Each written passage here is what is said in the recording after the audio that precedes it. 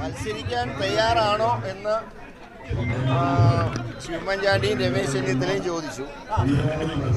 പാർട്ടിക്ക് വേണ്ടി ശക്തമായൊരു പോരാട്ടം നടത്താൻ തയ്യാറാണ് എന്ന് ഞാൻ അവരെ അറിയിച്ചു. വടകര നിയോജകമണ്ഡലത്തിലാണ് മത്സരിക്കാൻ തയ്യാറാണോ എന്നോട് ചോദിച്ചത്. അതെല്ലാം തീരുമാനിക്കേണ്ട പാർട്ടിയും UDF-ഉമാണ്. കെ മുരളീധരൻ വന്നാൽ തീർച്ചയായിട്ടും നല്ല ഒരു പോരാട്ടം നടത്തിക്കൊണ്ട് അവിടെ ഞങ്ങൾക്ക് വിജയിക്കാൻ സാധിക്കുമെന്ന് പ്രത്യാശ എനിക്കുണ്ട്. കെ മുരളീധരൻ സമ്മതിച്ച സ്ഥിതിക്ക് തീർച്ചയായിട്ടും ഇത് പരിഗണിക്കപ്പെടണമെന്ന കാര്യം അദ്ദേഹത്തിന് മുമ്പിൽ ഞാൻ വയ്ക്കും. അല്ല, കോൺഗ്രസിൻ്റെ തമ്മിലടിക്ക് ശേഷം ഒരാളെ അവർ കണ്ടെത്തിയിരിക്കുന്നു എന്നതല്ലാതെ അതിന് വലിയ പ്രാധാന്യമൊന്നും ഞാൻ കണക്കാക്കുന്നില്ല. എതിരാളികളായിട്ടുള്ളവർ ആരായിക്കഴിഞ്ഞാലും LDF-ന് ചരിത്ര വിജയം തന്നെ വടകര മണ്ഡലം സമ്മാനിക്കും എന്ന് ഉറപ്പിച്ചു പറയാനാണ്. ദിവസങ്ങൾ നീണ്ട അനിശ്ചിതത്വത്തിനൊടുവിൽ വടകരയിൽ കോൺഗ്രസിന് ഒരു അപ്രതീക്ഷിത സ്ഥാനാർത്ഥി കെ മുരളീധരൻ. മുരളീധരൻ്റെ വരവ് തെരഞ്ഞെടുപ്പിൻ്റെ ചിത്രം ഒന്നാകെ മാറ്റുമോ എന്നാണ് സ്പെഷ്യലിസ്റ്റ് എന്ന് പരിശോധിക്കുന്നത്. നമ്മളോടൊപ്പം അതിഥികളായി CPM നേതാവ് PP Chitraranjan, KPC secretary advocate K Praveenkumar, RMP നേതാവ് KS ഹരിഹരൻ, മാധ്യമപ്രവർത്തകൻ KJ ജേക്കബ് എന്നിവർ ചേരും. വളരെ പെട്ടെന്ന് അതിഥികളിലേക്ക് മടങ്ങിയെത്താം ഇടവേളയ്ക്ക് ശേഷം.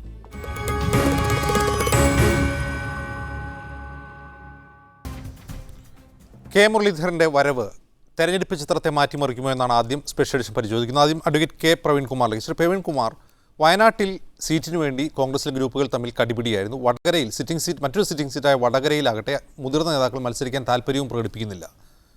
1-2 ദിവസത്തേക്കെങ്കിലും സ്ഥാനാർത്ഥി സാധ്യതാ പട്ടികയിൽ താങ്കളുടെ പേരുമുണ്ടായിരുന്നതാണ്.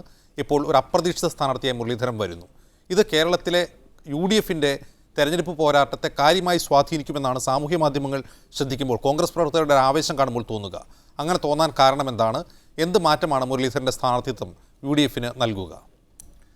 ശ്രീ കെ മുരളീധരൻ വടകരയിൽ UDF-ൻ്റെ സ്ഥാനാർത്ഥിയായി വന്നതോടുകൂടി അവിടെ വിജയത്തെക്കുറിച്ചല്ല ചർച്ച, ശ്രീ കെ മുരളീധരൻ്റെ ഭൂരിപക്ഷത്തെക്കുറിച്ചായി ചർച്ച മാറിയിരിക്കുന്നു. വിജയം ഇനി ഒരു സംശയത്തിനതീതമായി തന്നെ ഉറപ്പായി കഴിഞ്ഞിരിക്കുകയാണ്. എത്ര വോട്ടിന് കെ മുരളീധരൻ ജയിക്കും, അദ്ദേഹത്തിൻ്റെ ഭൂരിപക്ഷം എത്ര വർദ്ധിപ്പിക്കാൻ കഴിയുമെന്നുള്ളതാണ് കടത്തനാടിൻ്റെ മക്കൾ ചിന്തിച്ചുകൊണ്ടിരിക്കുന്നത്.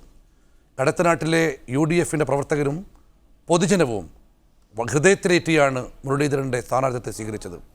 അദ്ദേഹം സ്ഥാനാർത്ഥിയാവാൻ സന്നദ്ധനായതിനു ശേഷം ഞാനിന്ന് വടകരയിൽ പോയിരുന്നു. എല്ലാ ഗ്രാമങ്ങളിലും അതിശക്തമായ UDF-ൻ്റെ പ്രകടനമാണ്. ആ പ്രകടനത്തെ നെഞ്ചിലേറ്റിയാണ് അവിടുത്തെ നാട്ടുകാർ കാണുന്നത്. അതുകൊണ്ട് തന്നെ ഇനി UDF-ൻ്റെ കോട്ട കെ മുരളീധരൻ എത്ര 1000 വോട്ടുകൾക്ക് നിലനിർത്തുമെന്ന് മാത്രം നോക്കിയാൽ മതി. ശ്രീ പ്രവീൺകുമാർ, ഇതൊരു തെരഞ്ഞെടുപ്പ് കൺവെൻഷനിൽ ഇത്തരമൊരു പ്രസംഗം നടത്തിയാൽ അതിനൊരു ആധികാരികത, അല്ലെങ്കിൽ അത് അണികളെ സ്വാധീനിക്കും. പക്ഷേ അവിടുത്തെ ഒരു കണക്ക് അങ്ങനെയല്ല സൂചിപ്പിക്കുന്നത്. കഴിഞ്ഞ ഏറ്റവും ഒടുവിലത്തെ അസംബ്ലി തെരഞ്ഞെടുപ്പിൽ 76,000 വോട്ടിൻ്റെ ലീഡാണ് LDF-ന് അവിടെയുള്ളത്. എന്ന് മാത്രമല്ല, മുൻപ് UDF-നോടൊപ്പം ഉണ്ടായിരുന്ന ഇപ്പോഴത്തെ ലോക് താന്ത്രിക് ജനതാദൾ വീരേന്ദ്രകുമാർ വിഭാഗം ഇപ്പോൾ LDF-ലുമാണ്. അവർക്കും അവിടെ വോട്ടുണ്ട്. ഈ കണക്കുകളൊന്നും നിങ്ങളുടെ അവകാശവാദത്തെ പിന്തുണയ്ക്കുന്നില്ല. 2004 1.5 ലക്ഷം വോട്ടിനാണ് സതീദേവി അവിടെ ജയിച്ചത്. 2009 ശ്രീ മുല്ലപ്പള്ളി രാമചന്ദ്രൻ ജയിക്കുന്നത് 50,000-ലേറെ വോട്ടുകൾക്കാണ്. പിന്നീട് നടന്ന അസംബ്ലി തെരഞ്ഞെടുപ്പിലും ബഹുദൂരം മുന്നിലായിരുന്നു LDF. എന്നിട്ടും ശ്രീ മുല്ലപ്പള്ളി രാമചന്ദ്രൻ കഴിഞ്ഞവിടെ ജയിക്കാൻ സാധിച്ചു. ലോകതാന്ത്രിക്കിൻ്റെ വോട്ടുകളൊന്നും UDF-ന് എതിരായി പൂർണ്ണമായും വീഴുന്ന ചതുരങ്ങൾക്കില്ല. വടകരയുടെ ആ മനസ്സാഗ്രഹിക്കുന്നത് ശാന്തിയുടെയും സമാധാനത്തിൻ്റെയും നാളുകളാണ്. അതിനായി അവിടെ കെ മുരളീധരൻ്റെ വിജയം ഉറപ്പാക്കാൻ UDF-നപ്പുറത്തുള്ള കക്ഷിക്കാരും കരുതുന്ന കാര്യത്തിലും എനിക്ക് യാതൊരു സംശയവുമില്ല. വടകരയുടെ മണ്ണിൽ LDF-ന് 1 2 ആവില്ല, ചിലപ്പോൾ 1/2 1 ആയി മാറും. അത് ശരി.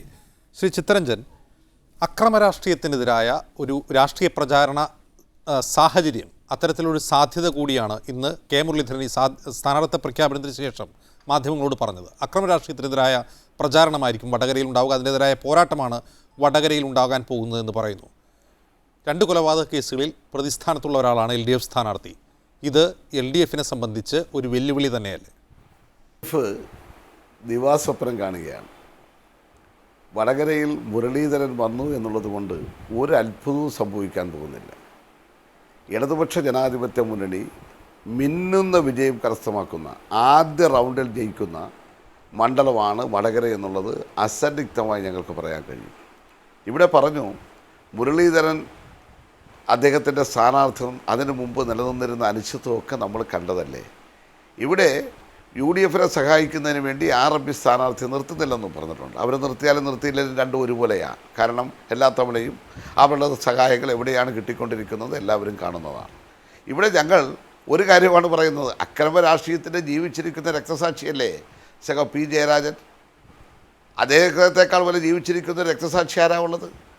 ഇവിടെ ഇടതുപക്ഷ ജനാധിപത്യ മുന്നണിയെ സംബന്ധിച്ചിടത്തോളം ഈ വടകര മണ്ഡലത്തിൽ ഇതിനു മുമ്പ് കഴിഞ്ഞ തവണ ആകെ ഞങ്ങൾ 3306 വോട്ടിനാണ് ഞങ്ങൾ പിന്നിൽ പോയത്.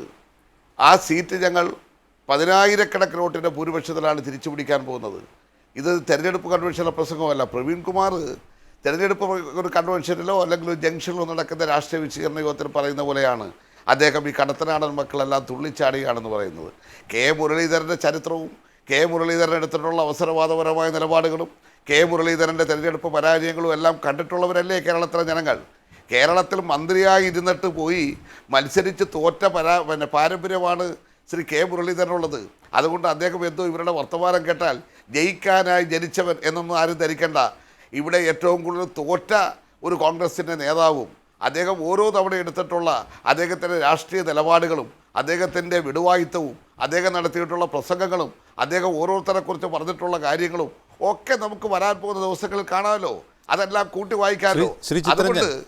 മന്ത്രിയായതിനു ശേഷം ഉപതെരഞ്ഞെടുപ്പിൽ തോറ്റ് മടങ്ങിയെത്തിയ മുരളീധരനുമായി തെരഞ്ഞെടുപ്പ് സഖ്യമുണ്ടാക്കിയ ഒരു തദ്ദേശ സ്വയംഭരണ തെരഞ്ഞെടുപ്പിൽ നേരിട്ടവരാണ് നിങ്ങൾ. അത് രാഷ്ട്രീയമാണ്. രാഷ്ട്രീയമായിട്ട് കോൺഗ്രസ് വിട്ടൊരു പാർട്ടി ഉണ്ടാക്കി പാർട്ടി വെളിയിലേക്ക് വന്ന് ഞങ്ങളുമായി സഹകരിക്കാൻ തയ്യാറായാൽ ഞങ്ങൾ ഉണ്ടാക്കും. പക്ഷേ ഞാൻ പറഞ്ഞത് അദ്ദേഹത്തിൻ്റെ ജനപ്രീതിയെക്കുറിച്ച് ഇവിടെ പറഞ്ഞപ്പോൾ ഏതാണ്ട് വടകരയിലെ ജനങ്ങൾ തുള്ളിച്ചാടി അദ്ദേഹത്തെ രണ്ട് കൈ നീട്ടി സ്വീകരിക്കുന്നു എന്നുള്ള നിലയിൽ ശ്രീ പ്രവീൺ കുമാർ അങ്ങ് ആദ്യം സംസാരിച്ചുകൊണ്ട് മാത്രമാണ് ഞാനത് പറയാൻ നിർബന്ധിതനായത്. ഞങ്ങളുടെ മുന്നിൽ മുരളീധരൻ എതിരാളിയല്ല. ഞങ്ങളെ സംബന്ധിച്ചിടത്തോളം ഈ അക്രമ രാഷ്ട്രീയത്തിന്റെ ജീവിക്കുന്ന രക്തസാക്ഷിയാണ് P. ജയരാജൻ എന്നാണ് ചിത്രരഞ്ജൻ പറഞ്ഞു വെക്കുന്നത്. അങ്ങനെ ഒരാൾക്കെതിരെ അക്രമ രാഷ്ട്രീയത്തിനെതിരായ ഒരു ക്യാമ്പയിനുമായി UDF-ന് മുന്നോട്ട് പോകാൻ കഴിയില്ല എന്ന് അദ്ദേഹം പറയുന്നു. എന്ന് മാത്രമല്ല RMP UDF-നെ പിന്തുണയ്ക്കുന്നതിനുള്ള കാരണമായി ചൂണ്ടിക്കാട്ടുന്നതും ഇത് തന്നെയാണ്, അക്രമ രാഷ്ട്രീയത്തിനെതിരായ പ്രചാരണം.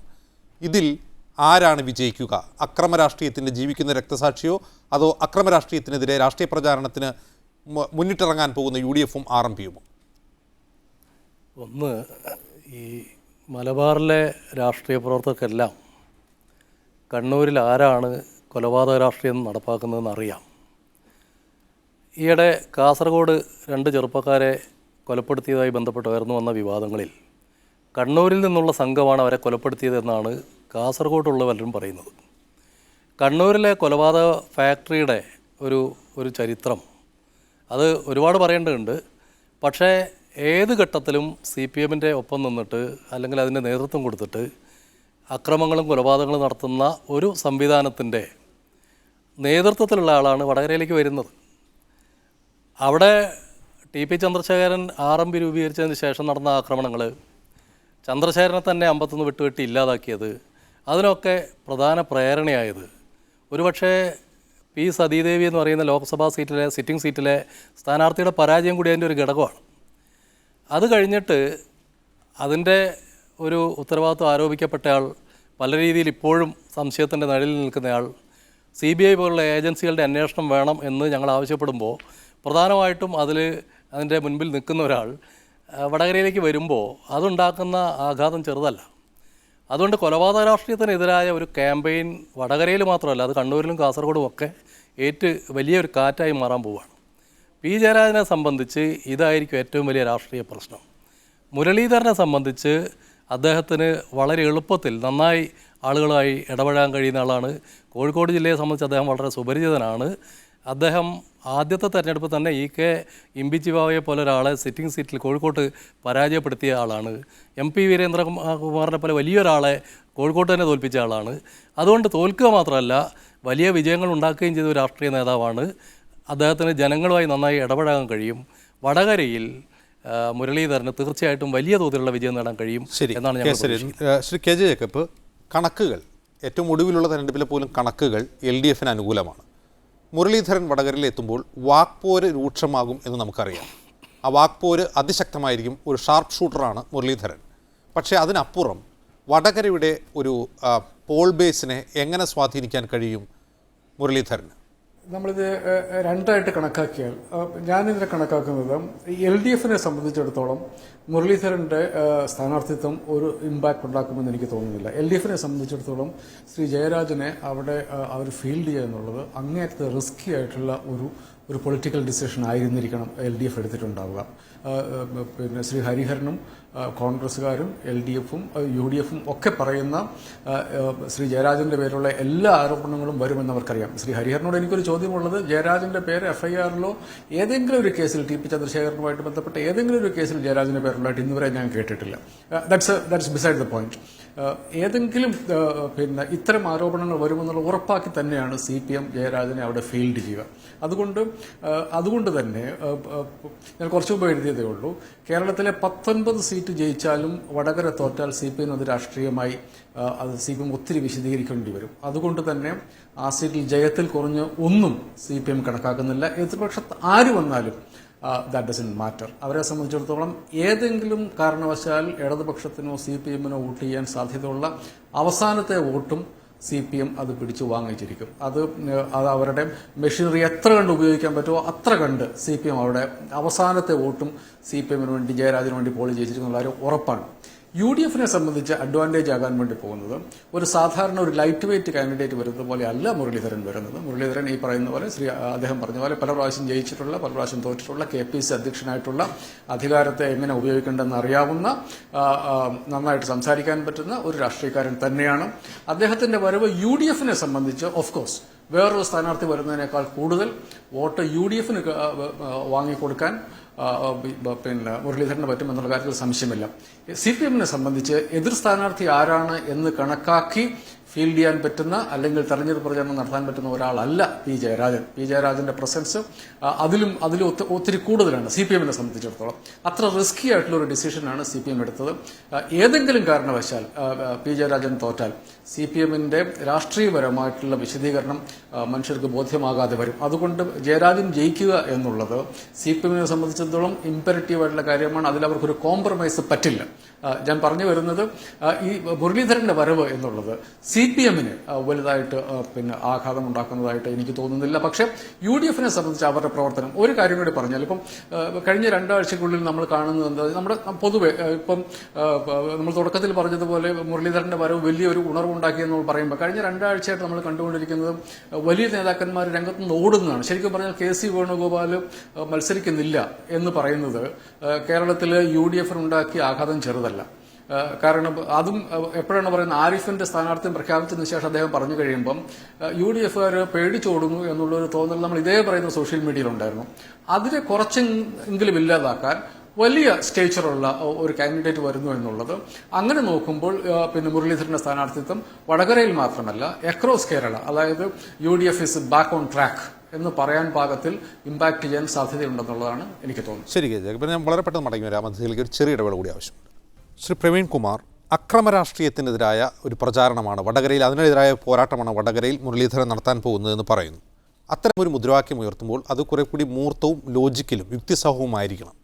എങ്ങനെയാണ് ഒരു കേസിൽ പ്രതിപ്പട്ടികയിൽ മാത്രമുള്ള അക്യൂസ്ഡ് ആയിട്ടുള്ള ഒരാൾ, അദ്ദേഹത്തെ ഒരു കോടതിയും ശിക്ഷിച്ചിട്ടില്ല, അങ്ങനെ ഒരാൾക്കെതിരെ അക്രമ രാഷ്ട്രീയത്തിൻ്റെ വക്താവ്, ഇപ്പോൾ RMP നേതാവ് KK രമ അദ്ദേഹത്തെ കൊലയാളി എന്ന് വിളിച്ചു എന്ന പേരിൽ കോടിയേരി ബാലകൃഷ്ണൻ അവർക്കെതിരെ തെരഞ്ഞെടുപ്പ് കമ്മീഷനെ സമീപിക്കാൻ ഒരുങ്ങുകയാണ്.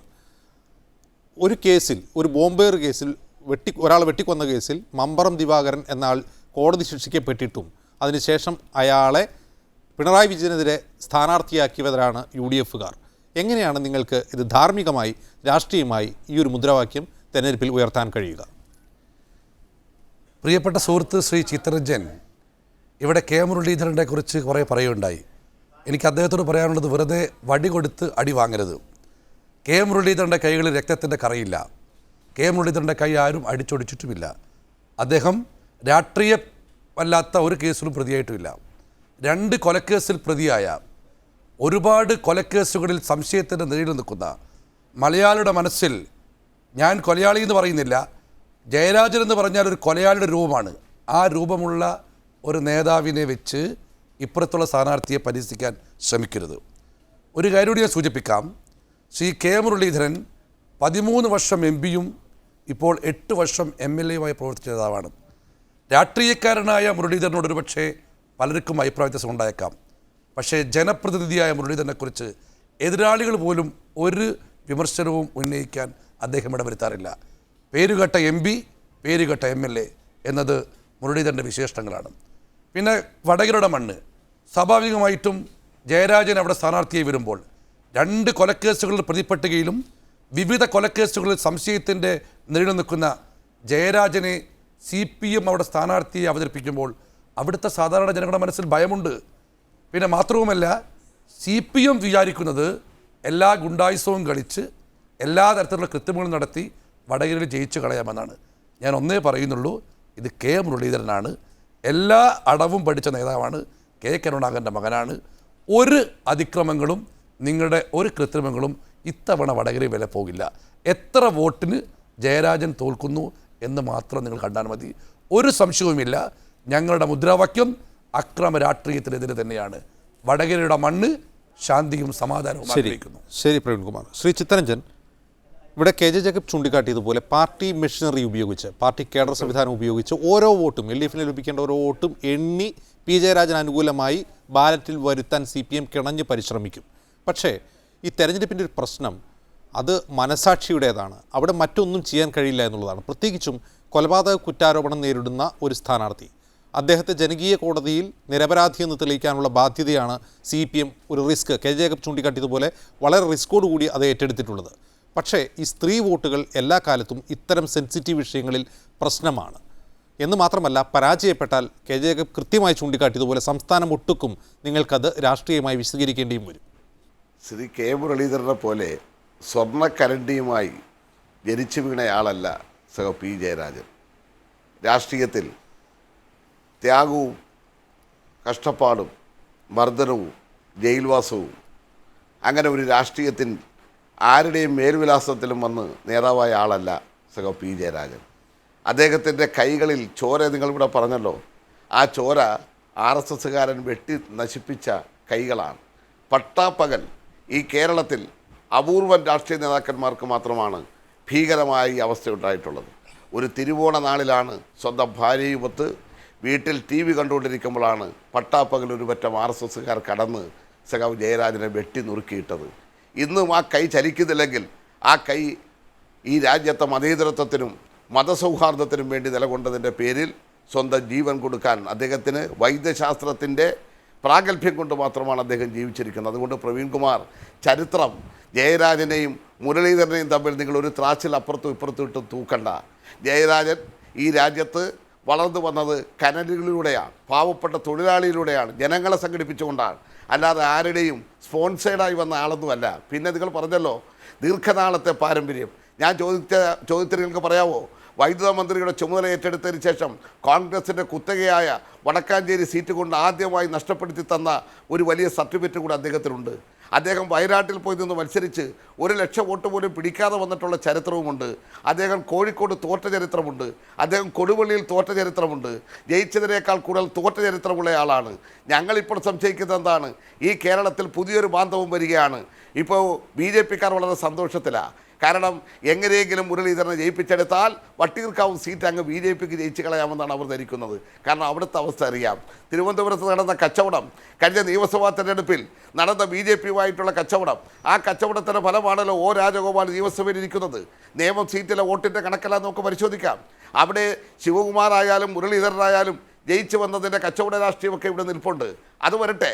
പക്ഷേ ഞങ്ങൾ ഒരു കാര്യം പറയുകയാണ്, CPMനെ സംബന്ധിച്ചിടത്തോളം ഞങ്ങളുടെ ഈ സംസ്ഥാനത്ത് മത്സരിക്കുന്ന ഞങ്ങളുടെ സ്ഥാനാർത്ഥി ലിസ്റ്റിൽ ഏറ്റവും പ്രാഗൽഭ്യമുള്ള നേതാക്കളെ തന്നെയാണ് ഞങ്ങൾ വെച്ചിട്ടുള്ളത്. അതിലൊരു രാഷ്ട്രീയ നേതാവ് എന്ന നിലയിൽ അദ്ദേഹത്തിന്റെ അനുഭവ സമ്പത്ത്, ഒരു ആരോപണം ഉയരുകയാണ്, ഒരാൾക്കെതിരെ ഒരു പരാതിയോ ആരോപണമോ, ആരോപണങ്ങൾ എന്ത്, ഒരു ആരോപണം വരികയാണ്, ഒരു കൊലക്കേസിൽ പ്രതിയാവുകയാണ്. നമ്മൾ സാധാരണ അത്തരം കേസുകൾ ഒരു പൊതുസ്ഥാനത്ത് നിൽക്കുന്നവരാണ്, ഒരു പാർട്ടിയുടെ നേതൃത്വത്തിലുള്ള അല്ലെങ്കിൽ ഒരു ഒഫീഷ്യൽ സ്ഥാനം കൈവശം വെച്ചിട്ടുള്ള ആൾ, അയാളെ മാറ്റി നിർത്തി അന്വേഷണം നേരിട്ട് അന്വേഷണത്തിൽ അയാൾ നിരപരാധിയാണെന്ന് തെളിഞ്ഞാൽ തിരികെ ആ സ്ഥാനത്ത് കൊണ്ടുവരികയാണ് സാധാരണ ഒരു ജനാധിപത്യപരമായ രീതി. പക്ഷേ ഇവിടെ ഒരു കേസിൽ പ്രതിയായ ഒരാളെ സ്ഥാനാർത്ഥിയായി നിർത്താനുള്ള ഒരു ധൈര്യം കാണിക്കുന്നു CPM. അതിന് ധൈര്യം എന്ന് തന്നെയാണ് വിളിക്കേണ്ടതെന്ന് എനിക്കറിയില്ല. അവിടെയാണ് പ്രശ്നം. അദ്ദേഹത്തെ മാറ്റി നിർത്തി അന്വേഷണം കഴിഞ്ഞ് അദ്ദേഹം നിരപരാധിയാണെന്ന് തെളിഞ്ഞ് അദ്ദേഹത്തെ ഒരു പൊതുസ്ഥാനത്തേക്ക് കൊണ്ടുവരികയല്ലേ വേണ്ടത്. അജിംഷേ ഒരിക്കലും അജിംഷേ അദ്ദേഹം ആ കേസിലെ പ്രതിയല്ല. അദ്ദേഹത്തെ രാഷ്ട്രീയ വൈരാഗ്യത്തോടു കൂടി CBI ഉപയോഗിച്ച് കള്ളക്കേസിലെ പ്രതിയാക്കി ജയരാജൻ എന്ന് പറയുന്ന രാഷ്ട്രീയ നേതാവിനെ ഉന്മൂലനം ചെയ്യാമെന്നാണ് ധരിക്കുന്നത്. ഓരോ ദിവസക്കാലം ഓരോ കള്ളക്കേസും അദ്ദേഹത്തിൻ്റെ പേരെടുക്കുന്നതോറും അദ്ദേഹത്തിൻ്റെ ജനപ്രതിനിധി വർദ്ധിക്കുകയാണുള്ളത്. അല്ലാതെ അദ്ദേഹത്തിനൊരു കോട്ടവും തട്ടിയിട്ടില്ല. നമ്മളിവിടെ കാണാൻ പോവുകയാണ്. ഇതൊരു വെല്ലുവിളിയൊന്നുമല്ല. ഞങ്ങളുടെ പ്രസ്ഥാനത്തിൻ്റെ മുഴുവൻ ശക്തിയും ഇടതുപക്ഷ ജനാധിപത്യങ്ങളുടെ മുഴുവൻ കരുത്തും ആ കരുത്തെല്ലാം ആവാഹിച്ചുകൊണ്ടാണ് വടകരയിലെ തെരഞ്ഞെടുപ്പ് പ്രവർത്തനം നടന്നുകൊണ്ടിരിക്കുന്നത്. ഞങ്ങൾ നേടാൻ പോകുന്ന വിജയമെന്ന് പറഞ്ഞാൽ ചരിത്ര വിജയമായിരിക്കും. വടകര ഇതുവരെ നടത്തിക്കൊണ്ടിരിക്കുന്ന പ്രചാരണങ്ങളുണ്ടല്ലോ, ഈ രാജ്യത്ത് ജയരാജനെല്ലാം എതിരായി നടക്കുന്ന കള്ളപ്പണം മുനയൊടിയാൻ പോകുന്ന തെരഞ്ഞെടുപ്പ് റിസൾട്ടാണ്. അരിൽ ഷുക്കൂർ വധക്കേസിൽ പി ജയരാജൻ്റെ സംഭവത്തിലും CPM സ്വീകരിക്കുന്നൊരു നിലപാട് ആ ഗൂഢാലോചന കേസ് തന്നെ മറ്റൊരു ഗൂഢാലോചനയാണ് എന്നാണ്. അത് തെറ്റായി പ്രതിയേർക്കപ്പെട്ടത് എന്നാണ്. അതേസമയം തന്നെ ഇപ്പോൾ കാസർകോട്ടെ 2 യുവാക്കളുടെ കൊലപാതകവുമായി ബന്ധപ്പെട്ട സംഭവത്തിൽ ഇത്തരം അക്രമ രാഷ്ട്രീയങ്ങളെ പാർട്ടി സംസ്ഥാന സെക്രട്ടറി തള്ളിപ്പറയുകയും ഞങ്ങൾ മുമ്പ് പറഞ്ഞതുപോലെയല്ല, ഇനി മുതൽ ഞങ്ങൾ തിരിച്ചടിക്കില്ല, ഇത്തരം അക്രമ രാഷ്ട്രീയത്തിന് ഇല്ല എന്ന് തുറന്ന് പ്രഖ്യാപിക്കുകയും ചെയ്തിട്ടുണ്ട്. എന്തുകൊണ്ടാണ് ഇത്തരമൊരു വൈരുദ്ധ്യം ഉണ്ടാകുന്നത്? കാസർഗോട്ട് അവർ തള്ളി പറഞ്ഞത് തെരഞ്ഞെടുപ്പ് അടുത്ത് വന്നു എന്നുള്ളതുകൊണ്ട് മാത്രമാണ്. അല്ലെങ്കിൽ അത് തള്ളി അല്ല, ഹരിഹരനോട് അങ്ങനെ തള്ളി പറയുമ്പോഴും അവർ പ്രതികൾക്ക് ആവശ്യമായ നിയമസഹായം മറ്റു കാര്യങ്ങളൊക്കെ ചെയ്തുകൊണ്ടിരിക്കുന്നുണ്ട്. ചന്ദ്രശേഖരൻ്റെ കേസിൽ അത് കണ്ടതാണ്. അവർ KC രാമേന്ദ്രനെ പുറത്താക്കി. പക്ഷേ രാമേന്ദ്രൻ്റെ എല്ലാ കാര്യങ്ങളും പാർട്ടിയാണ് ഇപ്പോൾ ചെയ്തുകൊണ്ടിരിക്കുന്നത്. കേസ് വാദിച്ചതവരാണ്. കുഞ്ഞനന്തനെ കോടതി ശിക്ഷിച്ചിട്ടുണ്ട്. കോടതി ശിക്ഷിച്ച കുഞ്ഞനന്തൻ കുറ്റവാളിയല്ല എന്ന് അവരിപ്പോൾ പറഞ്ഞുകൊണ്ടിരിക്കുകയാണ്. ഈ നേരത്തെ ജേക്കബ് പറഞ്ഞ ഒരു കാര്യം, അദ്ദേഹം പത്രപ്രവർത്തകനാണ്. പത്രപ്രവർത്തകർക്ക് ഉണ്ടാവേണ്ട ഒരു കാര്യം ബാക്ക് ഫയൽ ഒന്ന് പരിശോധിക്കേണ്ടതുണ്ട്. കൂത്തുപറമ്പ് മണ്ഡലത്തിൽ നിന്ന് MLA ആയ പി ജയരാജന് ഇലക്ഷൻ കമ്മീഷനും കോടതിയും ഒരു ഘട്ടത്തിൽ അയോഗ്യനാക്കിയ ഒരു സംഭവം ഉണ്ടായിരുന്നു. പിന്നീട് അദ്ദേഹം അവിടെ അയോഗ്യത തീർത്ത് വീണ്ടും അടുത്ത തെരഞ്ഞെടുപ്പിൽ വീണ്ടും ജയിച്ചു വരികയാണ് ചെയ്തത്. എന്തുകൊണ്ടായിരുന്നു അദ്ദേഹത്തിന് കോടതി അയോഗ്യത കൽപ്പിച്ചത് എന്ന കാര്യം അദ്ദേഹം ഒന്ന് പഴയ ഫയൽ ഒന്ന് പരിശോധിക്കുന്നത് നല്ലതാണ്. യാതൊരു കേസുമില്ല എന്ന് പറയുമ്പോൾ ഇത്തരം ഒരുപാട് സംഭവങ്ങൾ കേരളത്തിൽ നടന്നിട്ടുണ്ട്. പത്രപ്രവർത്തകരെങ്കിലും വസ്തുതകളോട് നീതി പുലർത്തേണ്ടതുണ്ട്. ശരി, ശ്രീ KJ ജേക്കബ് അക്കാര്യത്തിലേക്ക് കൂടി വരേണ്ടതുണ്ട്. ഒന്ന്. രണ്ടാമത്, ഈ പറയുന്ന ഒരു കോലീബി സഖ്യത്തിനുള്ളൊരു സാധ്യതയെക്കുറിച്ച് പി ജയരാജൻ ചൂണ്ടിക്കാട്ടുകയുണ്ടായി മുരളീധരൻ വടകരയിലേക്ക് എത്തുമ്പോൾ. അതിൽ 2 കാര്യം. മുമ്പ് 91-ൽ ഇതേ വടകരയിലാണ് കോലീബി സഖ്യത്തിൻ്റെ ഒരു കേളിരംഗമായിരുന്നത്. മറ്റൊന്ന്, വട്ടിയൂർക്കാവ് പോലുള്ളൊരു മണ്ഡലത്തിൽ നിന്ന് മുരളീധരൻ വടകരയിലേക്ക് എത്തുമ്പോൾ വട്ടിയൂർക്കാവിലെങ്ങാനും ഉപതെരഞ്ഞെടുപ്പുണ്ടായാൽ, അല്ലെങ്കിൽ വരുന്ന ലോക്സഭാ തെരഞ്ഞെടുപ്പിൽ തിരുവനന്തപുരം ലോക്സഭാ മണ്ഡലത്തിലൊരു സീറ്റാണല്ലോ വട്ടിയൂർക്കാവ്, അപ്പോൾ അത്തരത്തിലുള്ളൊരു ധാരണകൾ കൂടി സാധ്യതയുണ്ട് എന്ന് ചൂണ്ടിക്കാട്ടുന്നുണ്ട് പി ജയരാജൻ. ഒരു കോലീബി സഖ്യം ആവർത്തിക്കുമെന്ന് കരുതുന്നുണ്ട്?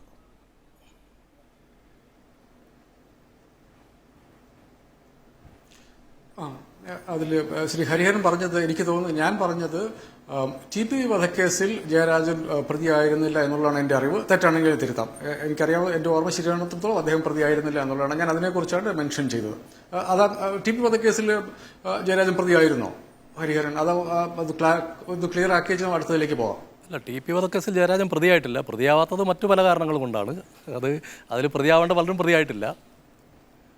ഇല്ല, ഞാൻ ആ ഒരു പോയിന്റേ ഉള്ളൂ. ബാക്കിയുള്ള കേസിലൊന്നും ശ്രീ ഹരിഹരനോട് തർക്കിക്കാൻ ഞാനില്ല. അതിൽ പിന്നെ CPM മാത്രമല്ല, കണ്ണൂരെ പാർട്ടികളൊക്കെ കൊലപാതകം വളരെ ലെജിറ്റിമേറ്റ് ആയിട്ടുള്ള രാഷ്ട്രീയ ടൂളുമായിട്ട് ഉപയോഗിക്കുന്നവരാണ്. അതിനെക്കുറിച്ച് ഞാൻ പല പ്രാവശ്യം പറഞ്ഞിട്ടുണ്ട്. എനിക്ക് അക്കാര്യത്തിൽ ശ്രീ ഹരിഹരനോട് പോലും അഭിപ്രായ വ്യത്യാസമില്ല. അത് എന്നും നിർത്തുന്നു. അദ്ദേഹം തന്നെ കൃത്യമായിട്ട് പറഞ്ഞതുപോലെ ഈ കൊലപാതകം മാത്രമല്ല, കൊലപാതകങ്ങൾക്ക് കൊടുക്കുന്ന നിയമസഹായവും സാമ്പത്തിക സഹായവും നിൽക്കാതെ ഈ പരിപാടി നിൽക്കില്ല എന്നുള്ള കാര്യത്തിലും നമ്മൾ തമ്മിൽ അഭിപ്രായ വ്യത്യാസമില്ല. ആ ചോദ്യത്തിലേക്ക് വരാം. ഒരു കോലീബി സഖ്യം ഇതിൻ്റെ അകത്ത് സത്യത്തിൽ സംഭവിക്കാൻ വേണ്ടി പോകുന്നത്, ഒരു മുരളീധരൻ വരുമ്പോൾ ഉണ്ടാകാൻ വേണ്ടി പോകുന്ന UDF ഉണ്ടാകാൻ സാധ്യതയുള്ള ഒരു തിരിച്ചടി ഇത് തന്നെയാണ്. കോലീബി ഇപ്പം കേരളത്തിൽ ഞാൻ സത്യത്തിൽ ഈ ഇലക്ഷൻ UDF അനുകൂലമാകും എന്ന് വിശ്വസിച്ചിരുന്ന ആളാണ്. പക്ഷെ നമ്മളിപ്പം ലേറ്റസ്റ്റ് ആയിട്ട് കാണുന്നത് എന്താണെന്ന് വെച്ചാൽ, UDF നേതാക്കന്മാർക്ക് വളരെ എളുപ്പം RSSും BJP ആകാൻ പറ്റും എന്നൊരു തോന്നലുണ്ടാക്കാൻ കോൺഗ്രസ്സുകാർ തന്നെ സഹായിച്ചിട്ടുണ്ട്. ഇപ്പോൾ ടോം വടക്കൻ BJPയിലേക്ക് പോയത് മാത്രമല്ല, ഏകദേശം 50 വർഷത്തോളം കോൺഗ്രസിന് മുഖമായിരുന്ന KV തോമസ് മാസ്റ്റർ BJPയിൽ പോകുമോ എന്നുള്ള ചോദ്യം വരുമ്പം അദ്ദേഹം ഉറച്ചൊരു മറുപടി പറയാൻ പറ്റാതിരിക്കുന്ന ഒരു സീനും കേരളം കണ്ടിട്ടുണ്ട്. അതായത് രാജ്യം മുഴുവൻ പോകുന്ന പോലെയല്ല, കേരളത്തിലെ മുതിർന്ന കോൺഗ്രസ് നേതാക്കന്മാർക്ക് വേണമെങ്കിൽ BJPയിലേക്ക് പോകാൻ പറ്റും എന്നൊരു തോന്നലുണ്ടാക്കാൻ കോൺഗ്രസ്സുകാർ തന്നെ സഹായിച്ചിട്ടുണ്ട്. അതുകൊണ്ട് തന്നെ മുരളീധരൻ വടകരയിൽ വരുമ്പോൾ മുരളീധരൻ നേരിടാൻ വേണ്ടി പോകുന്ന ഒരു പ്രശ്നം ഇത് തന്നെയായിരിക്കും. ഈ കോലീബി എന്നുള്ള ആരോപണം അദ്ദേഹം നേരിടേണ്ടി വരും. BJP ആയിട്ടൊരു അണ്ടർസ്റ്റാൻഡിംഗ് ഉണ്ട് എന്നുള്ളത് തിരുവനന്തപുരത്തെ കണക്കെടുത്ത് ശ്രീ ചിത്രരഞ്ജൻ പറഞ്ഞ പോലെ തിരുവനന്തപുരത്തെ നിയമസഭാ മണ്ഡലങ്ങളിലെ കണക്കെടുത്ത് വെച്ചാൽ അത് നമ്മൾ പലപ്പോഴും വിശ്വസിക്കേണ്ടി വരും. അങ്ങനെ വന്നാൽ വടകര പോലൊരു മണ്ഡലത്തിൽ അത് മുരളീധരന് അനുകൂലമാകുന്നതിനേക്കാൾ കൂടുതൽ പ്രതികൂലമാകാനാണ് സാധ്യത. അതുകൊണ്ട് കോൺഗ്രസുകാരെ സംബന്ധിച്ചിടത്തോളം വടകരയിൽ ഈ കോലീബി സഖ്യം പണ്ട് പൊളിച്ചതാണ്. വടകരയിൽ നിന്നുള്ളതല്ല, കേരളത്തിൽ അടിസ്ഥാനപരമായിട്ട് കോൺഗ്രസിന്റെ മതനിരപേക്ഷ സ്വഭാവം ഉയർത്തിപ്പിടിച്ച സന്ദർഭങ്ങളിലൊക്കെ കോൺഗ്രസുകാർ ജയിച്ചിട്ടുണ്ട് എന്നുള്ള കാര്യം കോൺഗ്രസുകാർ ഓർത്താൽ അവർക്ക് കൊള്ളാം. അതല്ലാതെ ഏതെങ്കിലും വിധത്തിൽ അവരുടെ നിലപാടുകളിൽ അവർ വെള്ളം ചേർക്കാൻ വേണ്ടി പോയാൽ, ഏതെങ്കിലും വിധത്തിൽ BJP ആയിട്ടോ RSS ആയിട്ടോ ഒരു ഡീലിന് പോയാൽ വടകരയിൽ അത് നടക്കാനുള്ള സാധ്യതയില്ല. വടകരക്കാർ അത് നേരത്തെ കണ്ടതാണ്, അവർ അതിനുള്ള മറുപടി അവർ നേരത്തെ പറഞ്ഞിട്ടുള്ളതാണ്. ഞാൻ ഇതൊക്കെ പറയുന്നത് ജയരാജൻ എന്ന കാൻഡിഡേറ്റ് മുമ്പിൽ നിർത്തിക്കൊണ്ട് LDF നടത്തുന്ന പ്രചരണത്തെ മാറ്റി നിർത്തിക്കൊണ്ടാണ് ഞാൻ പറയുന്നത്. UDFന്റെ അവരുടെ വോട്ടുകൾ പോലും കിട്ടാൻ, അല്ല അവരുടെ വോട്ട് കിട്ടണമെന്ന് അവർ വിചാരിക്കുന്ന വോട്ടുകൾ, എന്തിന് RMPയുടെ വോട്ടുകൾ പോലും കിട്ടാൻ ഇത്തരം ഒരു ബാന്ധവത്തെക്കുറിച്ചുള്ള ചർച്ച ശ്രീ മുരളീധരന് വിഘാതമായി വരുമെന്നുള്ള കാര്യത്തിൽ എനിക്ക് സംശയമില്ല. അതുകൊണ്ട് കോൺഗ്രസുകാർ വളരെ സൂക്ഷിക്കേണ്ട കാര്യം, ഒരു വോട്ട് RSSന്റെയോ BJPയുടെ കിട്ടാൻ വേണ്ടി എവിടെയെങ്കിലും കോംപ്രമൈസ് ചെയ്താൽ ഒന്നിലധികം വോട്ട് കോൺഗ്രസ് നഷ്ടപ്പെടാൻ സാധ്യത വടകരയിലുണ്ട്. ശരി, ഞാൻ വളരെ പെട്ടെന്ന് മടങ്ങിയെത്താം. അതിലേക്ക് ഒരു ചെറിയ ഇടവേള കൂടി ആവശ്യമുണ്ട്. ശ്രീ പ്രവീൺ കുമാർ, വടകരയിൽ മുരളി ജയിച്ചു എന്ന് തന്നെ കരുതുക. വട്ടിയൂർക്കാവിൽ ഒരു ഉപതെരഞ്ഞെടുപ്പ് വന്നാൽ കഴിഞ്ഞ നിയമസഭാ തെരഞ്ഞെടുപ്പിലെ സ്ഥിതി നമുക്കറിയാം. കുമ്മനം രാജശേഖരൻ വോട്ടെണ്ണലിൻ്റെ അവസാന നിമിഷം വരെ കെ മുരളീധരന് ഭീഷണിയായിട്ടുണ്ടായിരുന്നു. അവിടെ LDF സ്ഥാനാർത്ഥിക്ക് 3ാം സ്ഥാനത്തേക്ക് പോകേണ്ടി വന്നു. BJP സ്ഥാനത്ത് 2ാം സ്ഥാനത്താണ്. ആ കുമ്മനം രാജശേഖരനാണ് ഇത്തവണ തിരുവനന്തപുരത്ത് ലോക്സഭാ സ്ഥാനാർത്ഥി എന്നതുകൂടി ശ്രദ്ധേയമാണ്. പല വിധത്തിൽ അത് UDFന് ഭീഷണിയാണ്. 91-ലെ കോലീബി സഖ്യ ആരോപണം നിലനിൽക്കുമ്പോൾ എന്ത് കോലീബി, എന്ത് അടിസ്ഥാനരഹിതമായ കാര്യമായി പറയണത്? എനിക്ക് മനസ്സിലാവാത്തത്, ശ്രീ BJPയെ തകർത്തെറിഞ്ഞ നേതാവാണ് വട്ടിയൂർക്കാവിൽ ശ്രീ കെ മുരളീധരൻ. അവിടെ അതിന് തൊട്ടു മുമ്പ് നടന്ന തദ്ദേശ സ്വയംഭരണ സ്ഥാപനങ്ങളുടെ തെരഞ്ഞെടുപ്പിൽ വോട്ടിൻ്റെ കണക്കുകൊണ്ട് BJP മുമ്പിലായിരുന്നു. പക്ഷെ നല്ല വോട്ടുകൾക്കാണ് മുരളീധരൻ ജയിച്ചത്. മുരളീധരൻ തിരഞ്ഞെടുക്കപ്പെട്ട് കഴിഞ്ഞാൽ വട്ടിയൂർക്കാവിൽ നിന്നും MLA സ്ഥാനം ഒഴിയേണ്ട സാഹചര്യമുണ്ടായാലും അത് UDFനും കോൺഗ്രസിനും നിലനിർത്താനുള്ള സംഘടനാശേഷിയും പ്രാപ്തിയും കോൺഗ്രസിനും UDFനും ഉണ്ട്. പിന്നെ ഇവിടെ ശ്രീ ജേക്കബ് ചേട്ടൻ പറയുകയുണ്ടായി, എന്തോ കോലീബി സഖ്യമാണ്, പല കോൺഗ്രസ്സുകാരും BJPയിൽ പോയി എന്നൊക്കെ കേൾക്കുന്നുണ്ട്. അദ്ദേഹത്തോട് ഞാനൊരു കാര്യം വിനയപൂർവ്വം ഓർപ്പെടുത്തട്ടെ. ആരായിരുന്നു ശ്രീ അൽഫോൺസ് കണ്ണന്താനം? അദ്ദേഹം CPMന്റെ MLA ആയിരുന്നു.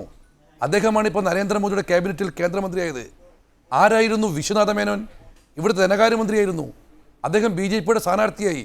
ലോറൻസിൻ്റെ കുടുംബം ത്രിപുരയിൽ ഒട്ടുമിക്ക CPMകാരും BJP ചേർന്നു. ബംഗാളിൽ CPMന്റെ ഓഫീസ് വരെ BJPക്ക് വാടകയ്ക്ക് കൊടുത്തിരിക്കുകയാണ്. അതൊന്നും അദ്ദേഹം സ്പർശിച്ചിട്ടില്ല. കേരളത്തിലെ സംബന്ധിച്ച് കോൺഗ്രസും ലീഗും കേരള കോൺഗ്രസും ഉൾപ്പെടുന്ന UDFന് മതേതര വോട്ടുകൾ സംഭരിച്ച് തന്നെ വിജയിക്കാൻ സാധിക്കും. RSSുമായോ BJPയുമായോ ഒരർത്ഥത്തിലുള്ള പരസ്യമായോ രഹസ്യമായ ബന്ധം കോൺഗ്രസിനും UDFനും ഉണ്ടാവില്ല. ശ്രീ ചിത്തരഞ്ജൻ, ഇവിടെ ഉന്നയിക്കപ്പെട്ട പ്രശ്നങ്ങളിൽ ഈ അക്രമരാഷ്ട്രീയം തന്നെ ചർച്ച ചെയ്യുമ്പോൾ പോലും ഒരേ സമയം തന്നെ അക്രമരാഷ്ട്രീയത്തിൻ്റെ ഇരയും അതേസമയം തന്നെ നിരവധി കുറ്റങ്ങൾ ആരോപിക്കപ്പെട്ട ആളുമാണ് P. ജയരാജൻ എന്നുള്ളത് വരുന്നു. നേതാക്കളുടെ കാര്യത്തിൽ, പാർട്ടി നേതാക്കൾ ഇത്തരം ആരോപിതരാകുന്ന കാര്യത്തിൽ പാർട്ടിക്ക് ഒരു പരിശോധനയും കൂടാതെ ഞങ്ങൾക്കറിയാം അദ്ദേഹം നിരപരാധിയാണ് എന്ന ഒറ്റ വാക്കിൽ കോടതി നടപടികൾ പോലും പരിഗണിക്കാതെ നിങ്ങൾ അവരെ സംരക്ഷിക്കുന്നു. ഇവിടെ പാർട്ടിയിൽ നിന്ന് പുറത്താക്കപ്പെട്ട KC രാമചന്ദ്രനെ പിന്നീട് പാർട്ടി സഹായിക്കുകയാണ് ചെയ്തതെന്ന് ഹരിഹരനെ പോലുള്ളവർ ആരോപിക്കുകയും ചെയ്യുന്നു. ഇവിടെയാണ് അക്രമരാഷ്ട്രീയത്തിനെതിരെ കാസർഗോഡ് സംഭവത്തിൻ്റെ വെളിച്ചത്തിൽ സംസ്ഥാന സെക്രട്ടറി ഉന്നയിച്ച ആ പ്രഖ്യാപനത്തിൻ്റെ വിശ്വാസ്യത ചോദ്യം ചെയ്യപ്പെടുന്നു. അജീസ് പറഞ്ഞിട്ടുള്ള വിഷയത്തിലേക്ക് വരുന്നതിന് മുമ്പ് ശ്രീ പ്രവീൺ കുമാർ ഇവിടെ അൽഫോൺസ് കണ്ണന്താനത്തെക്കുറിച്ച് പറഞ്ഞു. അൽഫോൺസ് കണ്ണന്താനം CPMന്റെ ഒരു മെമ്പറൊന്നും അല്ലായിരുന്നു. അദ്ദേഹം ഒരു സ്വതന്ത്രനായി മത്സരിച്ച് ഇടതുപക്ഷം പിന്തുണ കൊടുത്ത് ജയിച്ചു. ആ കാലയളവിൽ അദ്ദേഹം ഇടതുപക്ഷത്തോടൊപ്പം നിന്നു. അടുത്ത തെരഞ്ഞെടുപ്പിൽ അദ്ദേഹം മത്സരിച്ചില്ല. അദ്ദേഹം BJPയിൽ ചേർന്നു. അത് പ്രവർത്തിച്ചു. ശരിയാണ്. വിശ്വനാഥ മേനോൻ BJPയിലല്ല പോയത്. ശ്രീ VB ചെറിയാൻ ഉണ്ടാക്കിയ ഒരു പാർട്ടിയുടെ ഭാഗമായി അതിൻ്റെ സ്ഥാനാർത്ഥി എന്നുള്ള നിലയിൽ അദ്ദേഹം മത്സരിക്കാൻ തയ്യാറായപ്പോൾ അവർ പിന്തുണ കൊടുക്കാൻ തയ്യാറായി എന്നുള്ളതാണ് യാഥാർത്ഥ്യം. എന്നാൽ എൻ്റെ പ്രവീൺ കുമാറെ ND തിവാരി മുതൽ ഏറ്റവും അവസാനം നമ്മുടെ തൃശ്ശൂർക്കാരൻ വടക്കൻ വരെ, ഇപ്പോൾ നിങ്ങൾ തെക്കനും വടക്കനും എന്നൊക്കെ പറഞ്ഞാലും ഈ ചാനലുകളിൽ മുഴുവൻ നിറഞ്ഞു നിന്ന് 20 വർഷക്കാലം കോൺഗ്രസ്സിന് വേണ്ടി അദ്ദേഹം വർത്തമാനം പറഞ്ഞിട്ടുള്ളത് ആരാ മറക്കുന്നത്? നിങ്ങളുടെ കോൺഗ്രസ് പാർട്ടിയിൽ നിന്ന് പോകുന്ന നേതാക്കന്മാരുടെ എണ്ണം പറഞ്ഞാൽ ഈ ആൾക്കാർ ആരും ഈ നാട്ടിൽ വിശ്വസിക്കത്തില്ലേ? ഇപ്പോൾ ഏറ്റവും അവസാനം എന്താ, കേരളത്തിലെ രമേശ് ചെന്നിത്തലയുടെ റോള് വഹിക്കുന്ന മഹാരാഷ്ട്രയിലെ പ്രതിപക്ഷ നേതാവല്ലേ ഇന്ന് BJP ചേർന്നത്? ഇപ്പോൾ ജനങ്ങളുടെ മനസ്സിൽ എന്താ വന്നുകൊണ്ടിരിക്കുന്നൊരു കാര്യം, ഞങ്ങൾക്കൊരിക്കലും കോൺഗ്രസ് ക്ഷീണിക്കണം, കോൺഗ്രസ് നാളെല്ലാം കൂടെ BJP പോകണമെന്ന് ആഗ്രഹിക്കുന്നവരല്ല. പക്ഷേ നിങ്ങളുടെ പാർട്ടിയിൽ നിന്ന് ആൾക്കാർ പടലകിടക്ക് പൊയ്ക്കൊണ്ടിരിക്കുകയാണ്. അവർ BJPയിലേക്ക് പോകുന്നതിന് ഒരു മടി കാണിക്കുന്നില്ല. KV തോമസ് മാഷിനെ നമ്മൾ കണ്ടില്ലേ? ഇപ്പോൾ നിങ്ങൾ എന്തൊക്കെ ഓഫർ കൊടുത്തിട്ടുണ്ട്, ആ ഓഫറിൻ്റെ അടിസ്ഥാനത്തിൽ അദ്ദേഹം തൽക്കാലം നിൽക്കുന്നെന്നുള്ളതല്ലേ? അല്ലെങ്കിൽ ഞാൻ മരിക്കുന്നത് വരെ കോൺഗ്രസ് ആയിരിക്കുമെന്ന് സീറ്റ് നിശ്ചയിച്ചപ്പോൾ പറയുന്നതിന് പകരം BJPയിലേക്ക് പോകുമോ എന്ന് ചോദിച്ചപ്പോൾ നേതാക്കന്മാർ ആരും എൻ്റെ അടുത്ത് ബന്ധപ്പെട്ടിട്ടില്ല. BJPയുടെ നേതാവ് എന്താണ് KV തോമസ് മാഷ് പറഞ്ഞത്? അതാണ് 50 വർഷമുള്ള പഴക്കമുള്ള കോൺഗ്രസ് നേതാവിൻ്റെ സ്തുതി. അതുകൊണ്ട് CPM-നെ സംബന്ധിച്ചിടത്തോളം RSSനും അതുപോലെ തന്നെ BJPക്കും സംഘപരിവാറിനുമെതിരായി ഈ കേരളത്തിലെടുക്കുന്ന നിലപാടിനെ സംബന്ധിച്ച് നന്നായി അറിയുന്നവരാണ് കേരളീയർ. അതുകൊണ്ട് ഈ പ്രചരണമൊന്നും BJPയും RSSനെയും CPM-നെയും കൂടെ ഒരു തൊഴുത്തിൽ കെട്ടാമെന്നുള്ള നിങ്ങളുടെ വ്യാമോഹം നടക്കാൻ പോകുന്നില്ല. പിന്നെ വിഷമിക്കേണ്ട കാര്യമില്ല. എന്തായാലും ഞങ്ങൾക്ക് നല്ല വിശ്വാസമുണ്ട്, വട്ടിയൂർക്കാവിൽ ഒരു തെരഞ്ഞെടുപ്പ് നടക്കില്ല. കാരണം എന്താ, മുരളീധരൻ നല്ല മാന്യമായ തോറ്റ് അദ്ദേഹം അവിടെ വന്നോളും, അദ്ദേഹം MLA-യുടെ പണി ബാക്കിയുള്ള സമയം ചെയ്തോളും. ഇതേ മുരളീധരൻ നടത്തിയ പ്രസംഗം നമ്മൾ ഓർക്കുന്നുണ്ടല്ലോ. ഒരാഴ്ചക്കാലത്തിന് മുമ്പ് MLA-മാർ ഇടതുപക്ഷം MLA-മാരെ സ്ഥാനാർത്ഥിയാക്കിയിരിക്കുന്നു എന്ന് പറഞ്ഞുകൊണ്ട് എന്തൊരു പ്രസംഗമായിരുന്നു അദ്ദേഹം പറഞ്ഞു CPM-ന് ഇടതുപക്ഷത്തിന് ആളില്ലാത്ത കൊണ്ടാണ് എന്ന് പറഞ്ഞിട്ടുള്ളതാണ്. ഞാൻ അതിലേക്കൊന്നും പോകുകയല്ല. ഇവിടുത്തെ വിഷയം എന്താണ്, ഇവിടെ അക്രമ രാഷ്ട്രീയത്തെക്കുറിച്ച് മാത്രം പറയുക. ഒരു നേതാവിനെ യഥാർത്ഥത്തിൽ വേട്ടയാടിയല്ലേ? ഇവിടെ ഈ 2 ഗവൺമെൻറ് കാലത്താണല്ലോ TP ചന്ദ്രശേഖരൻ കേസ് വന്നത്. ജയരാജൻ ഏതെങ്കിലും അതിനകത്ത് ബന്ധമുണ്ടെന്ന് ആർക്കെങ്കിലും തെളിയിക്കാൻ കഴിഞ്ഞിട്ടുണ്ടോ? ആർക്കും ആരെക്കുറിച്ച് പറയാം? അവിടെയെല്ലാം ഞാൻ പറഞ്ഞ ചോദ്യത്തിന് ഇവരാരും ഉത്തരം പറയുന്നില്ലല്ലോ. ഈ കേരളത്തിൽ ജയരാജനെ പോലെ ഭീകരമായി മർദ്ദനമേറ്റ നേതാവിനെ നിങ്ങൾ പറയൂ. ജീവിച്ചിരിക്കുന്ന രക്തസാക്ഷി എന്ന് ഞാൻ പറഞ്ഞല്ലോ, നിങ്ങൾ ആക്ഷേപിക്കോ? അല്ലെങ്കിൽ ജയരാജൻ അങ്ങനെ സംഭവിച്ചതല്ല, വണ്ടി അപകടത്തിൽ സംഭവിച്ചാണെന്ന് നിങ്ങൾ പറയൂ. എന്തേ നിങ്ങൾ അതേക്കുറിച്ച് മൗനം പാലിക്കുന്നു? ഈ കേരളത്തിൻ്റെ മണ്ണിൽ ഇന്ന് ഈ കേരള രാഷ്ട്രീയത്തിൽ തലയുയർത്തി നിൽക്കുന്ന ജയരാജനെ പോലുള്ള നേതാവിന് യഥാർത്ഥത്തിൽ ഞാൻ പറഞ്ഞത് വീണ്ടും ആവർത്തിക്കുകയാണ്, വൈദ്യശുശ്രൂഷ കൊണ്ട് മാത്രം, വൈദ്യശാസ്ത്രം കൊണ്ട് മാത്രം ജീവിക്കുന്നതാണ്. അതാണ് അവിടുത്തെ ജനങ്ങൾ ചെയ്യാൻ പോകുന്ന വോട്ടിൻ്റെ തൂക്കം. അവിടെ നിങ്ങൾ മനസ്സിലാക്കാൻ പോവുകയാണ്. അക്രമ രാഷ്ട്രീയത്തിന് വിധേയനായി ജീവിച്ചിരിക്കുന്ന രക്തസാക്ഷി എന്നുള്ള ഞങ്ങൾ പറഞ്ഞിട്ടുള്ള പദമില്ലേ, ആ പദം വീണ്ടും ആവർത്തിക്കുകയാണ്. അതിന് കൂടെ കിട്ടാൻ പോകുന്നതാണ് ഈ അംഗീകാരം എന്നുള്ള കാര്യത്തിലൊരു തർക്കവും വേണ്ട. പിന്നെ ഇവിടെ ഏതെങ്കിലും കോടതി സഖാവ് ജയരാജനെ ശിക്ഷിച്ചോ? ഇവിടെ പറഞ്ഞല്ലോ, കൂത്തുപറമ്പിൽ ജയരാജൻ 3 തവണയും ജയിച്ച ആളാണ്. ഓരോ തവണയും അദ്ദേഹത്തിൻ്റെ ഭൂരിപക്ഷം എത്രയാണ്? ആദ്യത്തെ തെരഞ്ഞെടുപ്പ് കഴിഞ്ഞ് അദ്ദേഹം 2ാം തെരഞ്ഞെടുപ്പിൽ വരുത്തപ്പോൾ 40,000 വോട്ടിൻ്റെ ഭൂരിപക്ഷത്തിലാണ് ജയിച്ചത്. ഒരു കൊലയാളിക്കാണോ വോട്ട് കൊടുക്കാൻ പോകുന്നത് ജനങ്ങൾ? അപ്പോൾ ജനങ്ങളെ അങ്ങനെ ആക്ഷേപിക്കാമോ? ജനങ്ങൾ ജയരാജൻ എന്ന് പറയുന്ന രാഷ്ട്രീയ നേതാവിൻ്റെ ഇച്ഛാശക്തിയും ധീരതയും അദ്ദേഹത്തിൻ്റെ നേതൃപാഠവും ജനങ്ങൾക്ക് വേണ്ടി ഒഴിഞ്ഞു വെച്ചിരിക്കുന്ന ഒരു പൊതുജീവിതം എന്നുള്ള നിലയിൽ ആ ജീവിതത്തിന് വലിയ അംഗീകാരമാണ് കണ്ണൂർ ജില്ലയിലെ ജനങ്ങൾ കൊടുത്തിട്ടുള്ളത്. കോടതികളിൽ കേസ് വരുന്നു, കേസുകൾ ഉണ്ടാകുന്നത് ഗൂഢാലോചനയാകാം, ഗൂഢാലോചന കുറ്റത്തിൽ പോലും പങ്കാളിയാക്കുന്നത് അല്ലെങ്കിൽ കുറ്റം ചാർത്തപ്പെടുന്നത് ഗൂഢാലോചനയാകാം.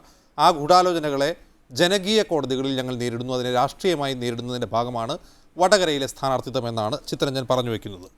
ജനകീയ വിധി, ജനമനസ്സ് ഒരു നേതാവിനോടൊപ്പമാണെങ്കിൽ നിയമപരമായ നിയമ നടപടികളെ അത് റദ്ദാക്കുന്നുണ്ടോ? അല്ല, അതിപ്പം ഈ ഒരിക്കലും കേസുകളിൽ നിയമത്തിനെ ഒന്നും വെല്ലുവിളിക്കുന്നില്ല. നിയമത്തിന്റെ വഴിക്ക് തന്നെ പോകണം. ശരി ചിത്രൻ, ഞാൻ മടങ്ങി വരാം. ഹരിഹരനോടാണ് ചോദ്യം. നമ്മൾ മനസ്സിലാക്കേണ്ട ഒരു കാര്യം, എന്തുകൊണ്ടാണ് കണ്ണൂർ ജില്ലയിലുള്ള നിരവധി നേതാക്കളിൽ പി ജയരാജൻ ഒഴികെ മറ്റാരുടെയും പേരിൽ കേസുകൾ വരാത്തത്? എന്തുകൊണ്ടാണ് MV ഗോവിന്ദ മാഷ് പേരിൽ ആരും കേസെടുക്കാത്തത്? ഒരു പ്രശ്നത്തില്ലേ? MV ഗോവിന്ദ മാഷെ പോലെ ഒരാൾക്ക് വലിയ നേതാവാണ്, ജയരാജനേക്കാൾ വലിയ നേതാവാണ്, പക്ഷേ അദ്ദേഹത്തിൻ്റെ പേരിൽ ഒരു കൊലപാതക കേസും വന്നിട്ടില്ല, ഒരു ഗൂഢാലോചന കേസും വന്നിട്ടില്ല.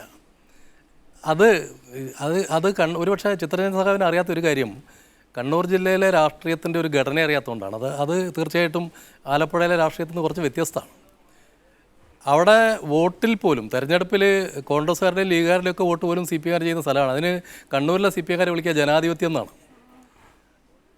ഇതാണ് അവിടുത്തെ ഒരു രീതി. അതുകൊണ്ട് 40,000 50,000 ഒന്നും അത്ഭുതമില്ല. യഥാർത്ഥത്തിൽ അവിടെ ആളുകൾ സ്വന്തം വോട്ടുകൾ പോയിട്ട് ചെയ്തു കഴിഞ്ഞാൽ കൃത്യമായ എണ്ണം കിട്ടും. മറ്റു പാർട്ടികളുടെ വോട്ടും കൂടി CPM ചെയ്യാൻ കഴിയുന്ന രാഷ്ട്രീയ സംവിധാനം കണ്ണൂരിലുണ്ട്.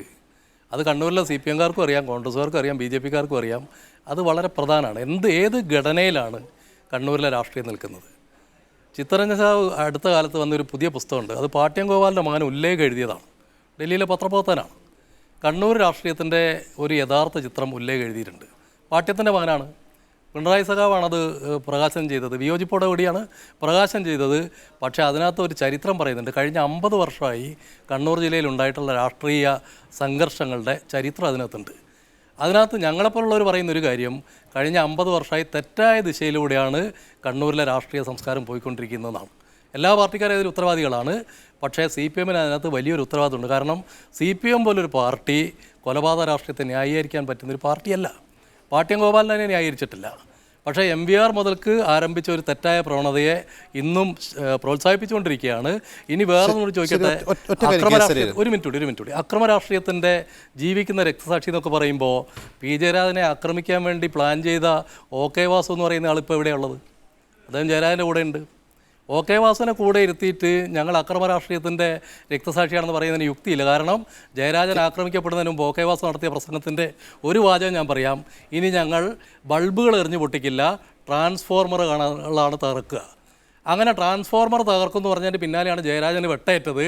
ഇപ്പോൾ ട്രാൻസ്ഫോർമർ തകർക്കുന്ന OK വാസുവും വെട്ടേറ്റ ജയരാജനും ഒരുമിച്ചാണ് കണ്ണൂർ പ്രവർത്തിക്കുന്നത്. ശരി, RMPയുടെ UDF പിന്തുണയ്ക്ക് എതിരെ LDF ഉന്നയിക്കുന്ന ഒരു പ്രധാന ആക്ഷേപം, പ്രത്യേകിച്ചും CPM ഉന്നയിക്കുന്ന ഒരു പ്രധാന ആക്ഷേപം, ഈ CPM-നെതിരായ ഉത്തമന്മാർ, അത് കളിയാക്കി പറയുന്നതാണ്. അതായത് CPM തെറ്റായ ദിശയിലേക്ക് പോകുന്നു, അവരെ തിരുത്താൻ വേണ്ടി വന്നു ഒരു റവല്യൂഷണറി മാർക്സിസ്റ്റ് പാർട്ടിയാണല്ലോ RMP. അങ്ങനെയുള്ളവർ, ആ പാർട്ടിയിൽ പ്രവർത്തിച്ചിരുന്നവർ പലരും CPM-ലുണ്ടായിരുന്നതാണ്, TP ചന്ദ്രശേഖരൻ സഖാവ് ഉൾപ്പെടെ. അദ്ദേഹം കൊല്ലപ്പെടുന്നതിന് മുൻപ് ഈ പറയുന്ന അക്രമ രാഷ്ട്രീയങ്ങൾ ഈ നാദാപുരത്തും പരിസര പ്രദേശത്തും വടകരയിലും എല്ലാം ഉണ്ടായിരുന്നു. അതെല്ലാം അദ്ദേഹത്തിൻ്റെ കൂടി അറിവോടെയായിരുന്നു. ഇപ്പോൾ RMPയിലുള്ള പഴയ CPM-കാരുടെ അറിവോടുകൂടി തന്നെയാണ് ഉണ്ടായിരുന്നത്. സൈദ്ധാന്തികമായി CPM-നോട് യാതൊരു കാര്യത്തിലും യോജിപ്പില്ലാത്തവർ അക്രമ രാഷ്ട്രീയത്തിൻ്റെ പേരിൽ ആ അക്രമ രാഷ്ട്രീയത്തെ പരാജയപ്പെടുത്താൻ UDF പോലൊരു മുന്നണിക്ക് പിന്തുണ നൽകുന്നതിനെ പരിഹസിക്കുകയും വിമർശിക്കുകയും ചെയ്യുന്നുണ്ട് CPM-കാർ. അതെ, അതിൽ ഒരൊറ്റ കാര്യമുള്ളൂ. ഈ മുൻപ് CPM-ലുണ്ടായിരുന്ന ആളുകളൊക്കെ പുറത്തു വന്നതിന് ശേഷം അക്രമ രാഷ്ട്രീയത്തെ തള്ളി പറയുന്നതിന് അർത്ഥമില്ല. കാരണം CPM-നകത്ത് നിൽക്കുമ്പോഴും അതിനെതിരെ ശബ്ദിക്കുന്നുണ്ട്. പാർട്ടിക്കകത്ത് ശബ്ദിക്കുകയാണ്, അത് പുറത്ത് വരില്ല. പാർട്ടിക്കകത്ത് ശബ്ദിച്ച് കഴിയുമ്പോൾ പുറത്തേക്ക് പോകുമ്പോൾ ഞങ്ങൾക്ക് കുറേ കൂടി സ്വാതന്ത്ര്യമുണ്ട്, പുറത്ത് പറയാം. അതുകൊണ്ട് CPM-നകത്തുണ്ടായിരുന്ന ഘട്ടത്തിലും ഞങ്ങൾ ഈ കാര്യങ്ങളൊക്കെ വിയോജിപ്പ് പറഞ്ഞിട്ടുണ്ട്. ആ വിയോജിപ്പുകൾ പുറത്തു വരുമ്പോൾ കുറേ കൂടി പബ്ലിക്കിനോട് പറയാൻ പറ്റും. അതാണ് സംഭവിക്കുന്ന ഒരു കാര്യം. രണ്ടാമത്തെ കാര്യം, ഇപ്പോൾ ചന്ദ്രശേഖരൻ നല്ലവനായിരുന്നു, ബാക്കിയുള്ളവരൊക്കെ മോശക്കാരാണെന്നാണ് CPM-കാർ പറയുന്നത്. ചന്ദ്രശേഖരൻ അത്ര നല്ല ആളായിരുന്നെങ്കിൽ നിങ്ങളെന്തിനാണ് ചന്ദ്രശേഖരൻ കൊന്നത്? ചന്ദ്രശേഖരൻ്റെ കൊലപാതകത്തോടു കൂടിയാണ് CPM-ഉം RMPയും തമ്മിലുള്ള ഏതെങ്കിലും തരത്തിലുള്ള ഒരു ബന്ധത്തിനുള്ള സാധ്യത അവസാനിച്ചത്. ആ ചരിത്രത്തിൽ എന്നേക്കുമായിട്ട് CPM-ആയുള്ള ബന്ധത്തിൻ്റെ വാതിൽ അവസാനിപ്പിച്ചത്, അടച്ചത് CPM-കാരാണ്. അത് ചന്ദ്രശേഖരൻ്റെ കൊലപാതകത്തോടു കൂടിയാണ്. ചന്ദ്രശേഖരൻ്റെ കൊലപാതകം കഴിഞ്ഞിട്ട് വേണമെങ്കിൽ ഞങ്ങൾക്ക് 1-2 ആളെ കൊല്ലുന്നതിന് ആളുകളൊക്കെ ഞങ്ങളുടെ കയ്യിലുണ്ട്. കൊല്ലാൻ ഞങ്ങൾ തീരുമാനിച്ചത് ഇത് കേരളത്തിലെ അവസാനത്തെ രാഷ്ട്രീയ കൊലപാതകമാവണമെന്നാണ്. ഞങ്ങൾ തിരിച്ചടിച്ചിട്ടില്ല. ശരി, അവസാനിപ്പിക്കുന്നുണ്ട്. ശ്രീ KJ ജേക്കബ്, അവസാനമായി ഇതെല്ലാം മുന്നിൽ വയ്ക്കുമ്പോൾ പോലും സംസ്ഥാനത്തെ UDF-ൻ്റെ സ്ഥാനാർത്ഥി പട്ടികയിൽ ഏറ്റവും സ്റ്റാർ ക്യാമ്പയിനറായിരിക്കും മുരളീധരൻ. ഉമ്മൻചാണ്ടിയോ KC വേണുഗോപാലോ അങ്ങനെയുള്ള മുതിർന്ന നേതാക്കൾ ആരും ഈ തെരഞ്ഞെടുപ്പിൽ സ്ഥാനാർത്ഥിയാവാതിരിക്കെ മുരളീധരൻ്റെ സ്ഥാനാർത്ഥിത്വം കുറേ കൂടി ഊർജ്ജസ്വലത പകരില്ലേ UDF സ്ഥാനാർത്ഥി പട്ടികയ്ക്ക്? ഉറപ്പായിട്ടും. അത് പറയുന്നതിന് മുമ്പ് ഒരു കാര്യം കൂടി പറഞ്ഞേക്കാം ജിംസ്. ഈ ഞാൻ കണ്ണൂരുകാരനാണ്. കണ്ണൂര് നമ്മൾ ഈ അക്രമ രാഷ്ട്രീയം ചിത്രത്തിലേക്ക് വരിക എന്നുള്ളത് ഞാൻ സ്വാഗതം ചെയ്യുന്ന ആളാണ്. എല്ലാ പാർട്ടിക്കാരും നിർത്തേണ്ട ഒരു കാര്യം, കൊലപാതകം നടത്തിയപ്പോൾ ശ്രീ ഹരിഹരൻ സൂചിപ്പിച്ചു ഞങ്ങൾക്കും കൊല്ലാൻ ആളുണ്ട്, അദ്ദേഹം RMPക്കാർ കൊല്ലുന്നല്ല അദ്ദേഹം ഉദ്ദേശിച്ചിട്ടുണ്ടാവുക. ഇത്തരം ഒരു മെക്കാനിസം കേരളത്തിലുണ്ട്. ഈ കൊലപാതകം നടത്തി കഴിഞ്ഞിട്ട് സഹായിക്കുന്ന ഒരു മെക്കാനിസം കേരളത്തിലുണ്ട്. ഇതിനെക്കുറിച്ച് ചർച്ച ഉയർന്നു വരിക, ഇത് നിർത്താൻ വേണ്ടി പാർട്ടികൾ തീരുമാനിക്കുക എന്നുള്ളത് വളരെ പോസിറ്റീവായിട്ട് ഞാൻ കാണും. ഒത്തിരി മനുഷ്യർ അനാവശ്യമായിട്ട് കൊല്ലപ്പെട്ടിട്ടുണ്ട്, ഒരാവശ്യവുമില്ലാതെ വെറുതെ രക്തസാക്ഷികൾ എന്ന് പറഞ്ഞ് ആൾക്കാർ കൊല്ലപ്പെട്ടിട്ടുണ്ട്. അത് നിർത്താൻ വേണ്ടിയിട്ടുള്ള ചർച്ച ഇതിന്റെ ഭാഗമായിട്ട് വരുന്നുണ്ടെങ്കിൽ ഞാനതിനെ സ്വാഗതം ചെയ്യും. രണ്ടാമത്തെ കാര്യം ഞാൻ ആദ്യം പറഞ്ഞിരുന്നു. കാരണം ഒരു വലിയ നേതാവ് പോലും ഇല്ലാതെയാണ് UDF ഈ ഇലക്ഷനെ നേരിടാൻ വേണ്ടി പോയത്. അത് പിന്നെ സാരമില്ല എന്ന് വിചാരിക്കാം. പക്ഷേ ശ്രീ KC വേണുഗോപാൽ മത്സരിക്കുന്നില്ല എന്നുള്ള നടത്തിയ പ്രഖ്യാപനവും ശ്രീ പ്രൊഫസർ KV തോമസിന്റെ ഉരുട്ടുകളിയും UDF-ന് വലിയ ആഘാതം ഉണ്ടാക്കിയിട്ടുണ്ടെന്നുള്ളൊരു സത്യമാണ്. അതിൽ നിന്ന് കുറച്ചെങ്കിലും കരകയറാൻ തീർച്ചയായിട്ടും മുരളീധരന്റെ സ്ഥാനാർത്ഥിത്തിന് കഴിയും. മുരളീധരൻ KPCC പ്രസിഡന്റായിരുന്നു, MP ആയിരുന്നു, MLA ആയിരുന്നു. തിരുവനന്തപുരത്ത് എനിക്ക് തോന്നുന്നു വട്ടിയൂർക്കാവ് കേരളത്തിലെ ഏറ്റവും മനുഷ്യർ ഇഷ്ടപ്പെടുന്ന MLA-മാരിൽ ഒരാളാണ് മുരളീധരൻ. അക്കാര്യത്തിൽ സംശയം വേണ്ട. തിരുവനന്തപുരക്കാരോട് ചോദിച്ചാൽ അറിയാം. അദ്ദേഹം അത്ര ഭംഗിയായിട്ടാണ് ആ മണ്ഡലം നോക്കുന്നത്. അതുകൊണ്ട് വളരെ ഹെവി വെയിറ്റ് എന്ന് മാത്രമല്ല, എനിക്കൊന്ന് കോൺഗ്രസ് നേതൃത്വത്തെ പോലും അദ്ദേഹം ഇംപ്രസ് ചെയ്തിട്ടുണ്ട്. ഒരൊറ്റ സ്ഥാനാർത്ഥിത്വം കൊണ്ട് ശ്രീ മുരളീധരൻ കേരളത്തിലെ ഏറ്റവും മുതിർന്ന കോൺഗ്രസ് മുരളീധരന്റെ വരവോടെ വടകര മറ്റൊരു ചിത്രം വരയ്ക്കുകയാണോ എന്നാണ് സ്പെഷ്യൽ പരിശോധിച്ചത്. വളരെയധികം നന്ദി Shri K J Jacob, Chittaranjan, Praveen Kumar, K S Hariharan ഈ ചർച്ചയിൽ പങ്കെടുത്തതിന്, പ്രതികരിച്ചതിന്. ഒരിടവേള കൂടി.